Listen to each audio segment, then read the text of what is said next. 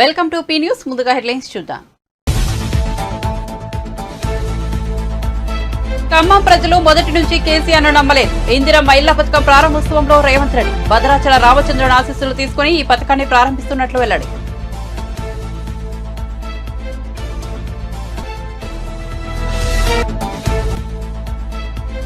TDP నేతలకు అల్పాహార విందు ఇచ్చిన మాగుంట రాజకీయాల నుంచి విశ్రాంతి తీసుకుంటున్నానని వెల్లడి. తన కుమారుడు ఎన్నికల్లో పోటీ చేస్తాడన్న మాగుంట.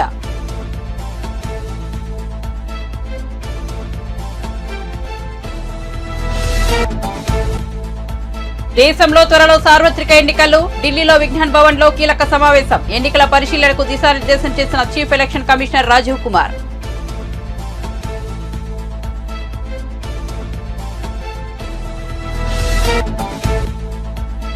అనంతపురంలో నారా లోకేష్ శంఖారావం సభ. 5 ఏళ్లలో జగన్ చేసిందేమీ లేదని విమర్శ. అనంతపురం జిల్లాలో పెద్దిరెడ్డి అడుగు పెడితే తరిమి కొట్టాలని పిలుపు.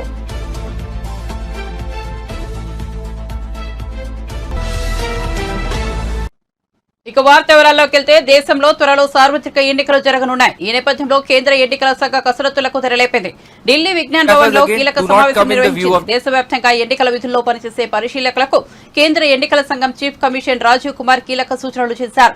పోలింగ్ స్వేచ్ఛగా నిష్పక్షపాతంగా జరిగేందుకు చర్యలు చేపట్టాలని స్పష్టం చేశారు.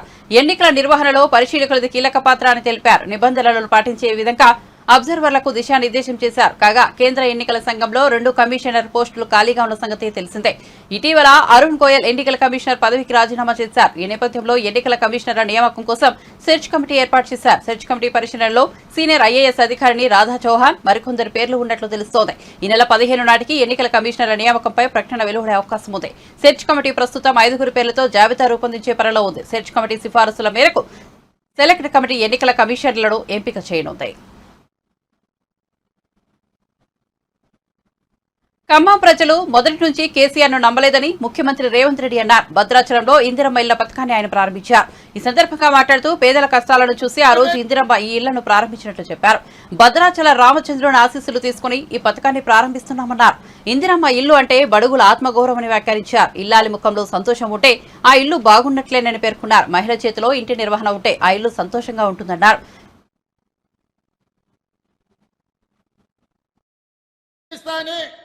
గిరిజనులకు పోడు భూముల పట్టాలు ఇస్తాని, గిరిజనులకు 12% రిజర్వేషన్ ఇస్తాని, మైనారిటీలకు 12% రిజర్వేషన్ ఇస్తాని, ఇంటికో ఉద్యోగం ఇస్తాని ఇవాళ రకరకాల హామీలు ఇచ్చి తెలంగాణ సమాజాన్ని మోసం 6 గ్యారెంటీలను తెలంగాణ సమాజాన్ని అండగా నిలబడి నేతృత్వంలో ఇవాళ వాళ్ళు నీతులు చెప్తారు మీరు ఇచ్చిన హామీలు అమలు చేయండి అని. మరి మీరు ఇచ్చిన హామీలు 10 ఏళ్ళైంది. సిగ్గులేనోడా కేటీఆర్ ఎన్నడన్నా ఆలోచన చేసినవా? నీ అయ్యాన్ని అడిగినవా ఎప్పుడన్నా ఇంటికి వెళ్ళి? ఇవాళ 90 రోజుల్లోనే ఇందిరమ్మ రాజ్యంలో 1,00,000 కోట్లాది ఆడబిడ్డలు బస్సుల్లో ఉచితంగా ప్రయాణం చేస్తున్నారు. పేదలకు రాజీవ్ ఆరోగ్యశ్రీ పథకం అమలు అవుతుంది. పేదలకు ఇవాళ 500 రూపాయలకే ఆడబిడ్డలకు సిలిండర్ అందిస్తున్నాం. పేదలకు ఇవాళ 200 యూనిట్లు ఉచితంగా ఇంటి విద్యుత్ ఇస్తున్నాం. ఇవాళ పేదలకు 5 లక్షల రూపాయలతోటి ఇందిరమ్మ ఇల్లు కట్టుకోనికే కాంగ్రెస్ పార్టీ పనిచేసింది. ఇదే కాదు 90 రోజుల్లో 30,000 ఉద్యోగాలు నిరుద్యోగ యువకులకు అందించి ఉద్యోగాలు లేక ఉపాధి రాక దిల్సుఖ్ నగర్లను, అశోక్ నగర్లను, అమీర్పేట్లను, కుక్కట్పల్లిలను వివిధ చౌరస్తాల తల్లిదండ్రులకు ఊరుకొచ్చి ముఖం చూపించుకోలేక రూపాయి కూడబెట్టి ఉపాధి హామీ కూలీ పైసలు పెట్టి తల్లిదండ్రులు పిల్లల్ని పట్నం పంపి చదివిస్తే కొలువులు రాక పరీక్షలు పెట్టక పెట్టిన పరీక్షల ప్రశ్నాపత్రాలు జిరాక్స్ సెంటర్ల పల్లి బఠానీలలో అమ్ముతుంటే ఆ దుఃఖంతో పిల్లలు ఆత్మహత్యలు చేసుకుంటే ఈ గాడిద కొడుకులు ఒక్క రోజైనా చచ్చిపోయిన వాళ్ళని పలకరించిందా అని నేను అడుగుతున్నా. సిగ్గు కాకుండా హరీష్ రావు మాట్లాడుతుండు. నేను మొన్న కూడా ఇవాళ కూడా చెప్తున్నా, దూలం లెక్క పెరిగింది కానీ దూడకున్న బుద్ధి కూడా లేదయా. ఇవాళ బామాడుతున్నాడు. ఇక ఆయన చాలా మాట్లాడుతుండు. ఆ పేడమూతి బోడలింగానికి నేను చెప్పదలుచుకున్నా, అరే సన్నాసి మీ ఇద్దరిని బిల్లారంగా అన్నాం, బీఆర్ఎస్ అంటేనే బిల్లారంగ సమితిరా, దొంగలరా, తోడు దొంగలరా మీరంతా.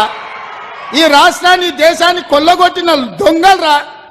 మీ అయ్యొక్క చార్లెస్ శోభారాజురా ఈ రాష్ట్రాన్ని దేశాన్ని అంతర్జాతీయ స్థాయిలో పరువు తీసి కాళేశ్వరాన్ని కూలగొట్టి మేడిగడ్డ మేడిపండై అన్నారం ఇవాళ పగిలిపోయి సుందిళ్ళ సంకనాకడానికి పోయిందిరా మీ పాపాల పన్నెమే. ఇట్లాంటి పాపాలు చేసి ఇలా రాజీవ్ సాగర్ ఇందిరాసాగర్ ప్రాజెక్టులు మనం కడితే సీతారామ ప్రాజెక్టు భక్తరామరాజు ప్రాజెక్టు అని పేర్లు మార్చి 1000 కోట్లు కొల్లగొట్టి ఖమ్మం జిల్లాకి ఇవాళ తాగడానికి నీళ్లు లేని పరిస్థితులు కల్పించిన దరిద్రులారా మీరొచ్చి మా గురించి మాట్లాడే. ఇక మీ జిల్లాల వాళ్ళకు చెప్పరాసి ఉన్నాడు ఒంటికన్ను శివరాసన్. ఒంటికన్ను శివరాసన్ ఎవరో తెలుసు కదా మీ జిల్లాల. మరి ఇప్పుడు ఆయన ఏడున్నాడో అంతకుముందు నీలిగిండు, మన వాళ్ళ మీద కేసులు పెట్టిండు. టీడీపీ నేతలకు ఎంపీ మాగుంట శ్రీనివాసులు రెడ్డి ఒంగోలులోని తన నివాసంలో అల్పాహార విందు ఇచ్చారు. దామచల్ల జనార్దన్, అశోక్ రెడ్డి, బిఎన్ విజయ్ కుమార్, ఎర్రగొండపాలెం ఇన్ఛార్జి ఎరిక్సెన్ బాబు, దర్శి ఇన్ఛార్జ్ రవికుమార్ విందు సమావేశానికి హాజరయ్యారు. ఈ సందర్భంగా మీడియాతో శ్రీనివాసులరెడ్డి మాట్లాడుతూ తన కుమారుడు రాఘవరెడ్డితో కలిసి త్వరలోనే టీడీపీలో చేరుతానని చెప్పారు. టీడీపీలో చేరే తేదీని చంద్రబాబు నిర్ణయిస్తారని తెలిపారు. రాజకీయాల నుంచి తాను విశ్రాంతి తీసుకోబోతున్నానని ఈ విషయాన్ని చంద్రబాబుకు కూడా చెప్పానని అన్నారు. రానున్న ఎన్నికల్లో టీడీపీ తరపున తన కుమారుడు పోటీ చేస్తారని చెప్పారు. టీడీపీ, జనసేన, బీజేపీ కలిసి పోటీ చేయనుండడం శుభ పరిణామమని అన్నారు. 3 పార్టీల కూటమి సక్సెస్ అవుతుందని చెప్పారు. మరోవైపు ఇటీవలే వైసీపీకి మాగుంట రాజీనామా చేసిన సంగతి తెలిసిందే. ఎంతో ఆప్యాయంగా ఈరోజు పెద్దలు శ్రీ నారా చంద్రబాబు నాయుడు గారి సూచనలతో ప్రకాశం జిల్లాలో ముఖ్యమైన నాయకులు అంటే రాబోయే ఎన్నికల్లో అభ్యర్థిగా నిలబడే నాయకులందరూ కూడా మాగుంట కుటుంబం పట్ల అభిమానంతో ఎంతో ఆప్యాయంగా ఈరోజు మా ఇంటికి రావటం, నేను మాగుంట శ్రీనివాసులరెడ్డి, అదేవిధంగా మా తనయుడు రాఘవరెడ్డి అందరూ కూడా వాళ్ళందరినీ కూడా ఆహ్వానించి ఈరోజు ముఖ్యంగా పెద్ద నేతలు ఉన్నట్టే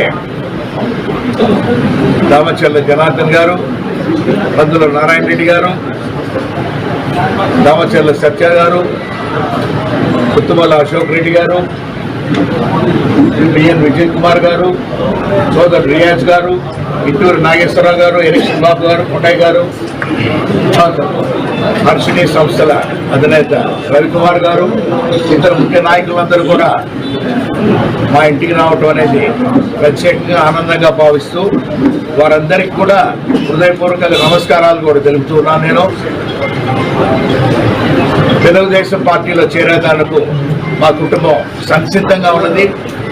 అందుకు మాగుంట శ్రీనివాసరెడ్డి, నేను మా అబ్బాయి కూడా మాగుంట రాఘవరెడ్డి కూడా ఈ పార్టీలో కూడా చేరి మన గౌరవ తెలుగుదేశం పార్టీ జాతీయ అధ్యక్షులు నారా చంద్రబాబు నాయుడు గారి నేతృత్వంలోనూ, అదేవిధంగా జనసేన పార్టీ అధ్యక్షులు సోదరులు శ్రీ పవన్ కళ్యాణ్ గారు, అదేవిధంగా జాతీయ పార్టీ అధ్యక్షులు తెలుగుదేశం జాతీయ party secretary, general secretary Lokesh Babu గారి ఆధ్వర్యంలో కూడా పార్టీలో చేరేదానికి సంసిద్ధంగా ఉన్నామని తెలుపుకునే దాని కొరకే ఈరోజు ఈ సమావేశం కూడా ఏర్పరచడం.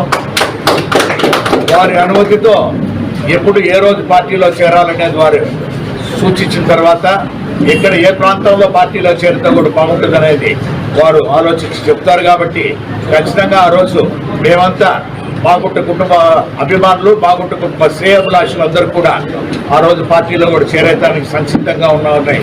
మరొకసారి మీకు అందరు కూడా ప్రజానీకానికి తెలుపుకునే దాని కొరకే ఈరోజు ఇక్కడ అందరూ కూడా కలుపుకోవడం జరిగింది.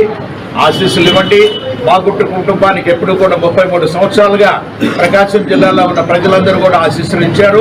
మా అన్నగారికి మాగుంట సుబ్రహ్మరెడ్డి గారు, ఆ తర్వాత మా వదినమ్మ గారు, పార్వతమ్మ గారు అందరూ కూడా ఈ ప్రాంతంలో చేసిన సేవలు అనేది మీకు అందరికీ కూడా ఎంతో తెలిసిన విషయం. కాబట్టి మరొకసారి మిమ్మల్ని అందరూ కూడా ప్రజానీకానికి పూర్తిగా కూడా మాగుంట కుటుంబాన్ని ఏ విధంగా ఇన్ని సంవత్సరాలు ఆదరించారో మమ్మల్ని సుబ్రహ్మరెడ్డి గారు, పార్వతమ్మ గారు, నన్ను శ్రీనివాసులరెడ్డి, అదేవిధంగా మా తనయుడు మాగుంట రాఘవరెడ్డిని కూడా ఆశీర్వదించమని మిమ్మల్ని అందరూ కూడా కోరుకుంటూ ఈరోజు వచ్చిన పెద్ద నాయకులందరూ కూడా నేను ఒక రిటైర్మెంట్ లాగా ఏంటంటే తీసుకునే దానికి ఒక వయసు వచ్చిందని ఆలోచించి పెద్దలు చంద్రబాబు నాయుడు గారితో కూడా చెప్పడం కూడా జరిగింది. మా తనయుడు మాగుంట రాఘవరెడ్డి ఈసారి ఎన్నికల్లో కూడా పోటీ చేసేదానికి ఒక అవకాశం కలిగించమని వారిని కూడా కోరటం కూడా జరిగింది. కాబట్టి ఒక నిర్ణయాన్ని, మంచి నిర్ణయాన్ని మీ అందరూ కూడా చెప్పి సంతోషమైన వాతావరణం. కాబట్టి ఈరోజు ముఖ్య నాయకులందరూ, జిల్లాలో ఉన్న వాళ్ళందరూ మా ఇంటికి వచ్చి గౌరవించినందుకు వారందరికీ కూడా మరొకసారి హృదయపూర్వకంగా కూడా నమస్కారాలు కూడా తెలుపుతూ తెలుగు చిత్ర పరిశ్రమలో విషాదం చోటు చేసుకుంది. ప్రముఖ దర్శకుడు సూర్యకిరణ్ కన్నుమూశారు. గత కొంతకాలంగా అనారోగ్యంతో బాధపడుతున్న ఆయన సోమవారం చెన్నైలో తుదిశ్వాస విడిచారు. ఆయన కామెర్ల వ్యాధితో బాధపడుతున్నట్లుగా సమాచారం. సూర్యకిరణ్ తెలుగులో 2003లో వచ్చిన సత్యం చిత్రంతో దర్శకుడిగా పరిచయం అయ్యారు. మొదట మలయాళంలో కెరీర్ను ప్రారంభించిన సూర్యకిరణ్ తెలుగు, తమిళంలోనూ పలు చిత్రాలను తెరకెక్కించారు. సత్యం, ధనా 51 చిత్రాలతో సుమంత్ని మాస్ హీరోగా నిలబెట్టారు. దాంతో పాటు తనని తాను దర్శకుడిగా ప్రూవ్ చేసుకున్నారు. సూర్యకిరణ్ చైల్డ్ ఆర్టిస్టుగాను పనిచేశారు. ఆ తర్వాత రచయితగా, దర్శకుడిగా పనిచేశారు. ఇప్పటి వరకు ఆయన 6 సినిమాలకు దర్శకత్వం వహించారు. తెలుగులో సత్యం, ధనా 51, బ్రహ్మాస్త్రం, రాజుబాయ్ చిత్రాలున్నాయి. వీటితో పాటు చాప్టర్ 6, నీలిమలై చిత్రాలను తెరకెక్కించారు. కెరీర్ తొలినాళ్లలో హిట్ చిత్రాలు తీసినా ఆ తర్వాత అనుకున్నంతగా రాణించుకోవడంతో ఆయన డిప్రెషన్లోకి వెళ్లారు. Telugu reality show Bigg Boss 4వ సీజన్లో 2వ కంటెస్టెంట్ గా ఎంట్రీ ఇచ్చారు.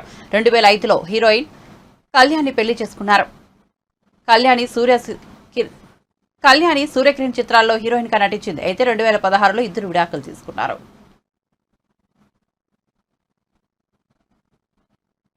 ముఖ్యమంత్రి రేవంత్ రెడ్డి సోమవారం మధ్యాహ్నం భద్రాచలం శ్రీ సీతారామచంద్రస్వామి వారిని దర్శించుకున్నారు. ముఖ్యమంత్రికి మంత్రులు పొంగిరెడ్డి శ్రీనివాసరెడ్డి, తుమ్మల నాగేశ్వరరావు, సీతక్క స్వాగతం పలికారు. ఆలయ అర్చకులు ఈవో పూర్ణకుంభంతో ఆలయంలోకి స్వాగతం పలికారు. స్వామివారిని దర్శించుకున్న రేవంత్ రెడ్డి పట్టు వస్త్రాలు సమర్పించారు. ఆలయంలో ప్రత్యేక పూజలు చేశారు. సీఎం రేవంత్ రెడ్డి వెంట మంత్రులు మల్లుపట్టి విక్రమార్క, ఉత్తమ్ కుమార్ రెడ్డి, కోమటిరెడ్డి వెంకటరెడ్డి, పొంగిరెడ్డి శ్రీనివాసరెడ్డి, తుమ్మల నాగేశ్వరరావు, సీతక్క ఉన్నారు. అంతకుముందు రేవంత్ రెడ్డి దంపతులు యాదగిరి శ్రీ లక్ష్మీ నరసింహస్వామి వారిని దర్శించుకున్నారు.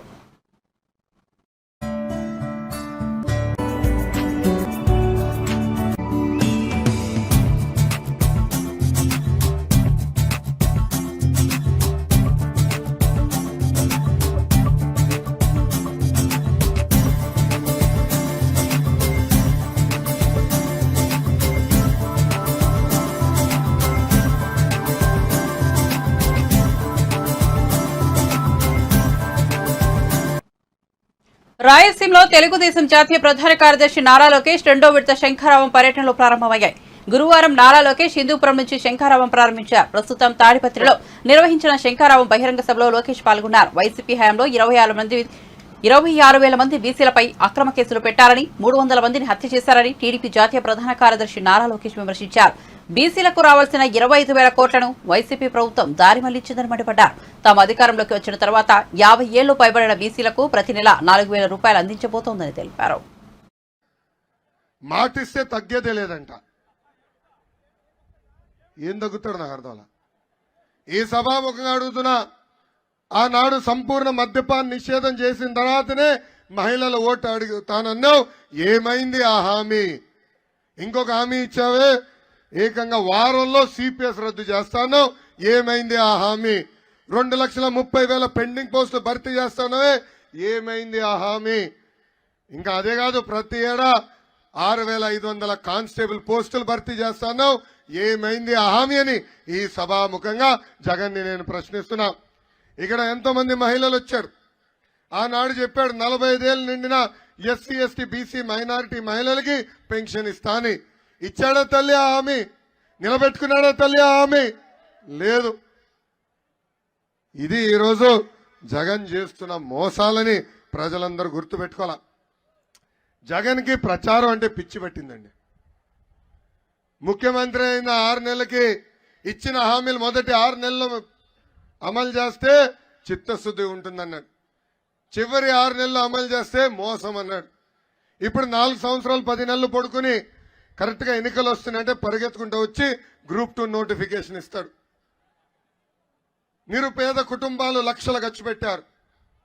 జగన్ ఇచ్చిన హామీల మేరకు ఆ డబ్బులు ఖర్చు పెట్టి పిల్లల్ని బాగా చదివించారు.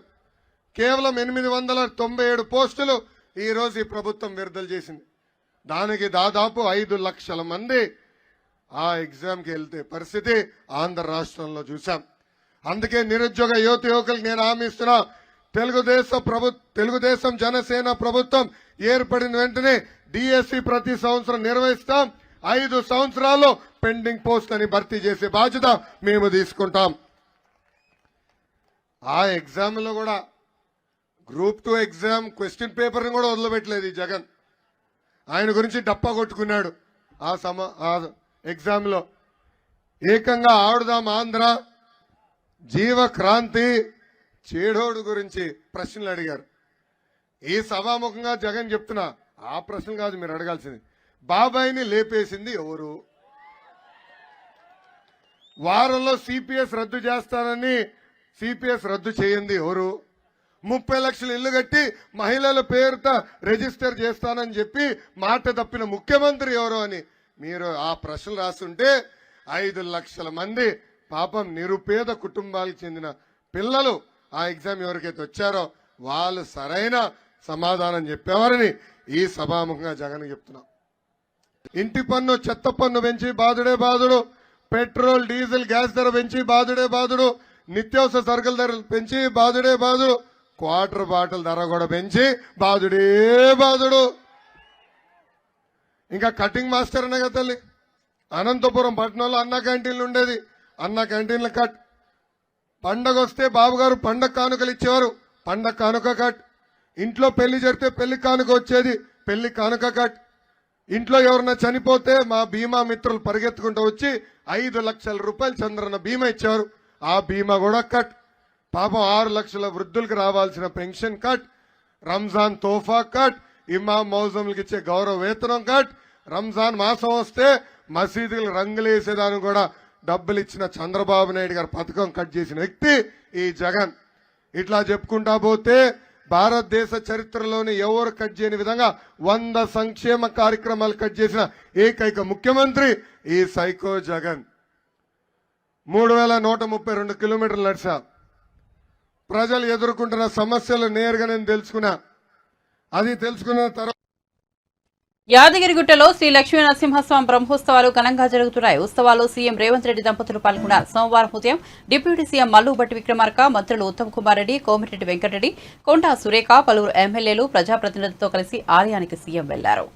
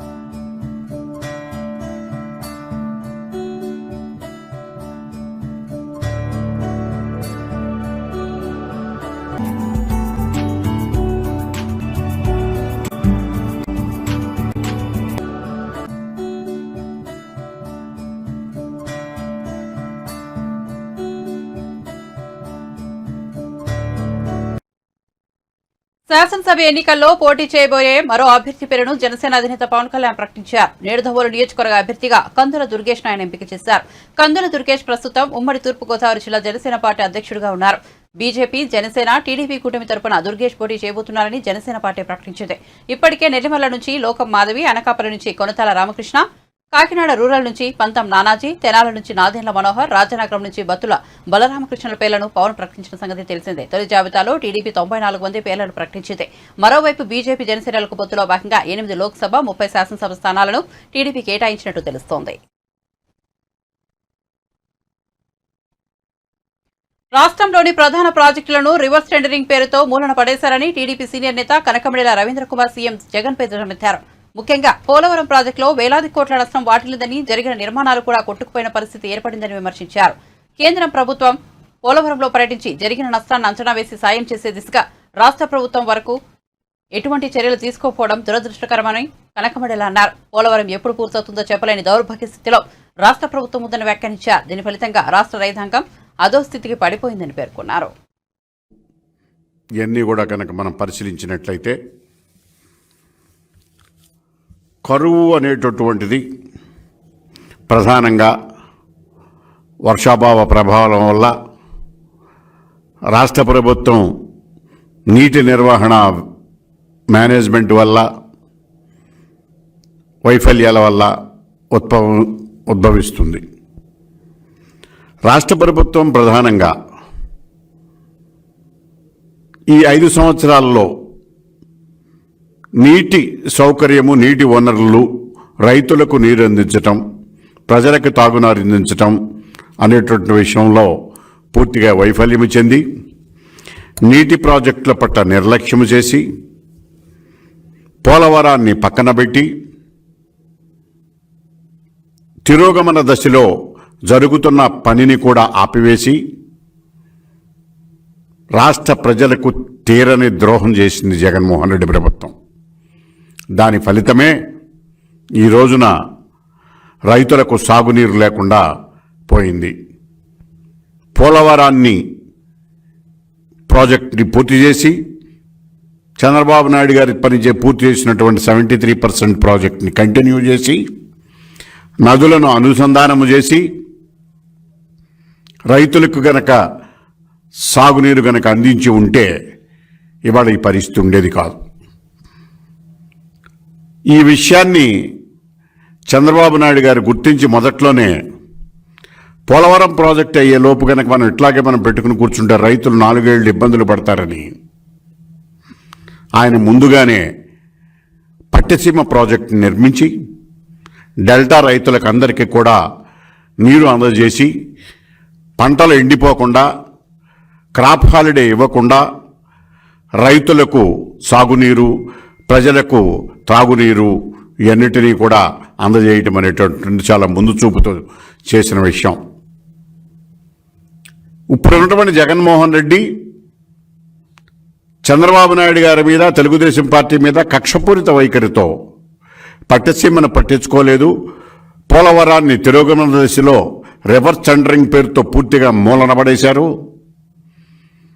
పైగా ఈయన మూలన పడేసినందువల్ల పోలవరం ప్రాజెక్టులో వేలాది కోట్లు నష్టం జరిగేలాగా డ్యామేజ్ జరిగి అన్నీ కూడా కొట్టుకుపోయేటటువంటి పరిస్థితి వచ్చింది. కేంద్ర ప్రభుత్వ టీం కూడా విజిట్ చేసి ఈ జరిగిన డ్యామేజ్ని కంట్రోల్ చేయటానికి, డిజైన్ చేయటానికి కూడా రాష్ట్ర ప్రభుత్వం ఎటువంటి చర్యలు కూడా ఈ రోజు వరకు తీసుకోకపోవటం చాలా దురదృష్టకరమైన పరిణామం. పోలవరం ఎప్పుడు పూర్తవుతుందో చెప్పలేనటువంటి దౌర్భాగ్య స్థితిలో రాష్ట్ర ప్రభుత్వం వ్యవహరిస్తున్నది, పన్నులు వ్యవహరించకుండా. దీని ఫలితమే ఇవాళ రాష్ట్ర రైతాంగం, ముఖ్యంగా రైతాంగం అధోగతి స్థితికి నెట్టబడ్డారు. చంద్రబాబు నాయుడు గారి పాలనలో ఖరీఫ్, రబీ కలిపి 1,42 లక్షల ఎకరాలు సాగు చేస్తే జగన్మోహన్ రెడ్డి గారి పాలనలో 23-24లో 2 సీజన్లో కలిపి 30 లక్షల ఎకరాలకు పడిపోయింది. అది కరీంనగర్ అభివృద్ధిపై చర్చకు వస్తాం, డేట్ టైం ఫిక్స్ చేయాలంటూ బండి సంజయ్కి కేటీఆర్ సవాల్ విసిరగా, వచ్చే ఎన్నికల్లో మీరు ఓడిపోతే బీఆర్ఎస్ ను మూసేస్తారా అంటూ కేటీఆర్ కు బండి సంజయ్ కౌంటర్ ఇచ్చారు. ఈ క్రమంలో బండి సంజయ్ మరోసారి స్పందించారు. మొన్నటి ఎన్నికల్లో చీపురుతో బీఆర్ఎస్ పార్టీని ఊడ్చిపారేసిన సిగ్గు రాలేదని విమర్శించారు. ఏ ముఖం పెట్టుకుని కథని బేర నిర్వహిస్తున్నారని ప్రశ్నించారు. జగిత్యాల జిల్లా మల్యాల మండలంలో పర్యటించిన సందర్భంగా బండి సంజయ్ వ్యాఖ్యలు చేశారు. కేటీఆర్ కండకావరంతో ఇష్టం వచ్చినట్లు మాట్లాడుతున్నారని మండిపడ్డారు. 2 లోక్సభ సమావేశాలకు వెళ్లాడో లేదో పార్లమెంటు రికార్డులు పరిశీలిస్తే తెలుస్తుందని హితవు పలికారు.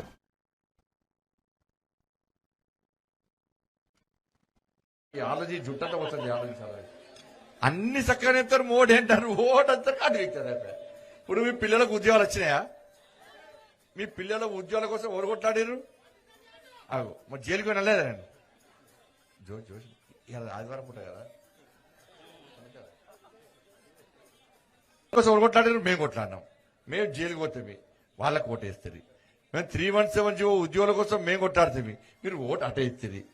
ఎస్సీ ఎస్టీ బీసీ అగ్రవర్ణాల్లో పేదల కోసం మేము కొట్లాడుతుంది, ఓటు అటేస్తుంది. అవునా కాదా? కొట్లాడింది ఎప్పుడన్నా మీకు ఏమంటారు అక్క? బండి సంజయ్ పార్లమెంట్కి వేయండా అంటున్నాడు కేసీఆర్ కొడుకు. నీ కళ్ళు దొబ్బిన ఇరవై, నీ కళ్ళు దొబ్బితే నేనేం చేయాలి? పార్లమెంట్కు నీ ఎంపీల అటెండెన్స్ చూడు, నా అటెండెన్స్ చూడు, మీ అయ్య అటెండెన్స్ చూడు. మీ అయ్య ఎప్పుడన్నా కరీంనగర్ ప్రజలు ఓటేసి గెలిపిస్తే, మహబూబ్ నగర్ ప్రజలు ఓటేసి గెలిపిస్తే మీ అయ్య ఎప్పుడన్నా పార్లమెంట్కు పోయిండా? చెప్పు, సమాధానం చెప్పు. తెలంగాణలో ఇంతమంది చచ్చిపోయారు, 1400 మంది చచ్చిపోయారక. చచ్చిపోయాక మా సుష్మా స్వరాజ్ ఏం చేసింది? అరే తెలంగాణలో పిల్లలు చచ్చిపోతున్నారు, చచ్చిపోకూడదు, మీరు మీ తెలంగాణ కోసం మేము కొట్లాడతామని చెప్పి పార్లమెంట్ లా సుష్మా స్వరాజ్ గారు మేము బిల్లు పెడతామని బెదిరిస్తే, కాంగ్రెస్ వాళ్ళు బిల్లు పెడితే సుష్మా స్వరాజ్ గారు మద్దతు ఇస్తే పార్లమెంట్ లో కొట్లాడితే తెలంగాణ రాష్ట్రం వచ్చింది. మరి తెలంగాణ రాష్ట్రం వస్తే కేసీఆర్ పార్లమెంట్ లో మాట్లాడాలి కదా, పోయి పార్లమెంట్ లో ఓటు వేయాలి కదా. ఓటు వేయలే, వీళ్ళు అయ్యే పార్లమెంట్కి ఓలే, వీళ్ళు అయ్యే పార్లమెంట్కి ఓలే, పార్లమెంట్ లో ఓటేలే, తాగి అన్నాడు హైదరాబాద్ ఢిల్లీలో, తాగి అన్నాడు. ఇవాళ పోటుగాడు వచ్చాట బండి సంజయ్ పార్లమెంట్కి పోయిండా? బండి సంజయ్ పార్లమెంట్ లో మాట్లాడిండా? నీకు సిగ్గుండాలి, అక్కలు ఉండాలి. నీ ఎంపీల మొత్తం ది, నీ ఎంపీల అటెండెన్స్ ది, నీ ఎంపీలు ఎంతమంది పాల్గొన్నారో తీ, నా అటెండెన్స్ ది. మీ అయ్యను ముఖ్యమంత్రి చేసాక తాగి ఫామ్ హౌస్ ఎప్పుడు కనబడ్డాడు అక్క కేసీఆర్ మీకు బయట? ఇవాళ నేను ఎంపీ అయిన తర్వాత, నేను రాష్ట్ర అధ్యక్షుడు అయినాక తెలంగాణ రాష్ట్రం మొత్తం 150 రోజుల ప్రజా సంగ్రామ యాత్ర చేసి నీ కుటుంబ పాలనకు వ్యతిరేకంగా, నీ రజాకారుల పాలనకు వ్యతిరేకంగా, నీ అవినీతి పాలనకు వ్యతిరేకంగా ఈ తెలంగాణ మొత్తం పొట్టు తిరిగి తెలంగాణ ప్రజలను చైతన్యవంతం చేస్తే నీ కుటుంబ పాలనను అంతమొందించిన పార్టీ ఇలా భారతీయ జనతా పార్టీ అన్న విషయాన్ని కేసీఆర్ కొడుకు గుర్తుంచుకోవాలి.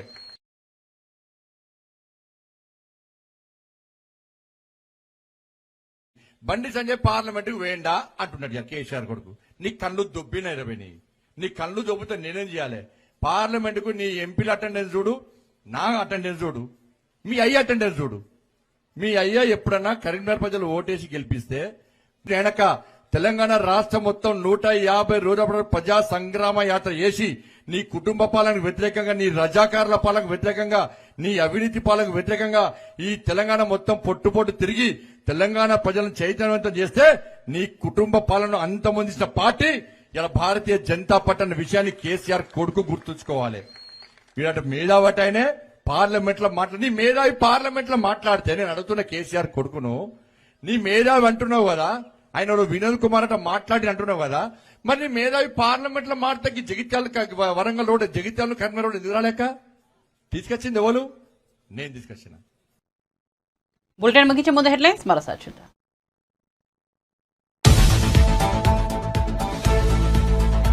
ఖమ్మం ప్రజలు మొదటి నుంచి కేసీఆర్ నమ్మలేదు. ఇందిరమ్మ ఇళ్ల పథకం ప్రారంభోత్సవంలో రేవంత్ రెడ్డి భద్రాచల రామచంద్రుడు ఆశీస్సులు తీసుకుని ఈ పథకాన్ని ప్రారంభిస్తున్నట్లు వెల్లడి.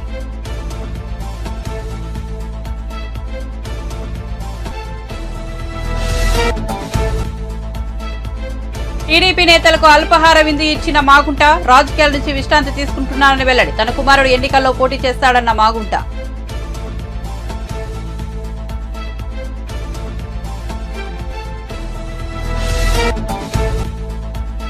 దేశంలో త్వరలో సార్వత్రిక ఎన్నికలు. ఢిల్లీలో విజ్ఞాన్ భవన్ నేడు కీలక సమావేశం. ఎన్నికల పరిశీలకులకు దిశానిర్దేశం చేసిన chief election commissioner Rajiv Kumar.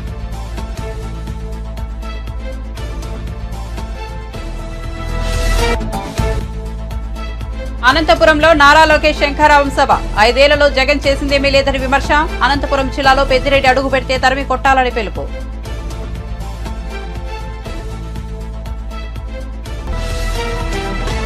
మరిన్ని అప్డేట్స్ కోసం చూస్తూనే ఉండండి పీ న్యూస్.